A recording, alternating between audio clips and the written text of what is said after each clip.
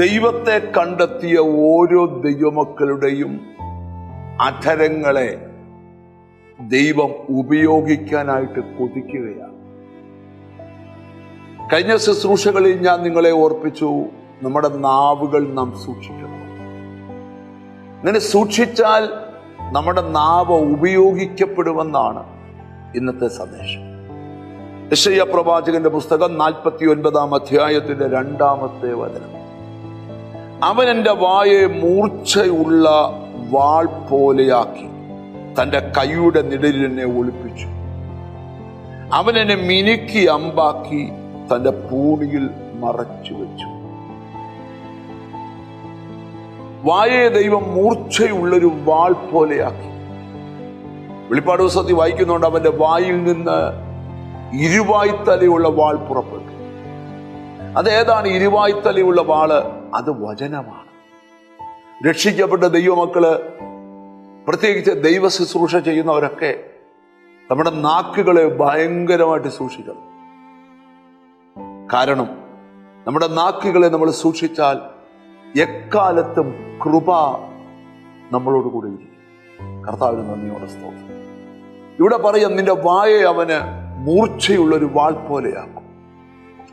ഏത് പൈശാചിക ശക്തിയുടെ പ്രവർത്തനങ്ങളെയും നമുക്ക് മുറിച്ചു മാറ്റുന്ന ഒരു വാളായി നമ്മുടെ നാവ് ഉപയോഗിക്കപ്പെടണമെങ്കിൽ, സ്തോത്രം, നമ്മുടെ നാവുകളെ നാം സൂക്ഷിച്ചേ മതിയാകും. അപ്പോസ്തല പ്രവൃത്തി 3-ാം അധ്യായത്തിൽ നമ്മൾ പഠിക്കുന്ന ഒരു ഭാഗം, അപ്പോസ്തലന്മാർ സുന്ദരമെന്ന ദേവാലയ ഗോപുരവാതിക്കൽ ചെല്ലുമ്പോൾ മുടന്തനായ ഒരു മനുഷ്യൻ അവിടെ ഇരിക്കുകയാണ്. സ്തോത്രം. ജന്മനാവൻ മുടന്തനാണ്. മരിക്കുന്നിടം വരെ മുടന്തനായി മാത്രം ഇനി ജീവിക്കുവാൻ വിധിക്കപ്പെട്ടവനാണ്.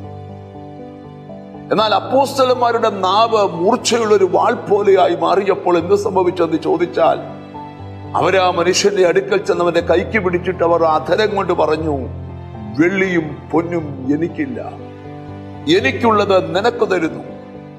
നസ്രയനായ യേശുക്രിസ്തുവിന്റെ നാമത്തിൽ എഴുന്നേറ്റു നടക്കുക എന്ന് പറഞ്ഞപ്പോ അവന്റെ നരിയാണികൾ ഉറച്ചു, അസ്ഥികൾ ബലപ്പെട്ടു, അവൻ കുതിച്ചെഴുന്നേറ്റെന്ന് വചനം നമ്മെ പഠിപ്പിക്കുക.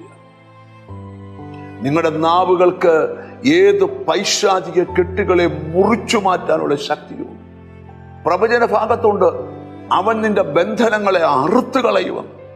നിലത്തുനിന്ന് ഈ ഒരു ഊർച്ചയുള്ള ഇരുമ്പ് ആയുധം കൊണ്ട് ഒരു ചെടിയെ അറുത്തു മാറ്റുന്ന പോലെ നിന്റെ ബന്ധനങ്ങളെ അറുത്തു മാറ്റുവാൻ നിന്റെ വായിൽ നിന്ന് വരുന്ന വാക്കുകൾക്ക് ശക്തിയുണ്ടെന്നാ പറയും. ഈ ദിവസങ്ങളിൽ നിന്റെ അധരങ്ങളെ നീ സൂക്ഷിച്ചു. നിന്റെ അധരങ്ങൾ പ്രയോജനപ്പെടാൻ പോവാ. നീ പറയുന്നത് പോലെ ചിലത് സംഭവിക്കും. നീ പറയുന്ന പോലെ ചില അത്ഭുതങ്ങൾ നടക്കും. നീ പറയുന്ന പോലെ ചില ബന്ധനങ്ങൾ മുറിഞ്ഞു പോകും. അങ്ങനെ സംഭവിക്കാൻ പോകുക.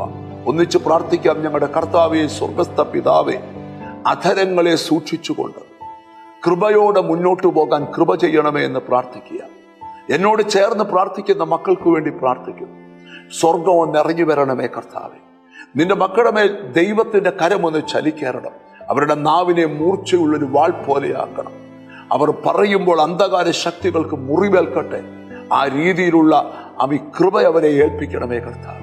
നിന്റെ നാമം ചൊല്ലി പിതാവിന്റെയും പുത്രന്റെയും പരിശുദ്ധാത്മാവിന്റെ നാമത്തിൽ ഇവരെ അനുഗ്രഹിച്ച് പ്രാർത്ഥിക്കുന്നു. അവർ അനുഗ്രഹിക്കപ്പെടട്ടെ യേശു ക്രിസ്തുവിൻ നാമത്തിൽ തന്നെ. നിന്റെ അധരങ്ങൾ ഈ ദിവസങ്ങളിൽ ദൈവം ഉപയോഗിക്കും. God bless you.